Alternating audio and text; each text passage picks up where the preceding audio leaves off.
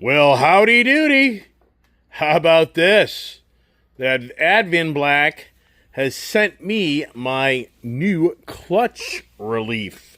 Yes, my new clutch relief for my 2024 Harley-Davidson CVO ST, where the clutch is so stiff. And apparently, they just sent me a really cool item that I can go down here in my transmission housing. I can change out some components, and my life's going to be nicer. Let's check it out. So, they put in a nice packaging here for me to unseal. Yikes.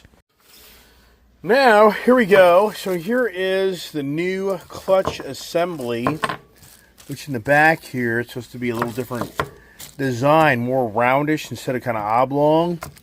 But you know, it makes it sound like you get a new cable with this. I don't see that. Should I be concerned? I mean, why would my existing cable just work with this? So, really cool, because this product came in very quickly.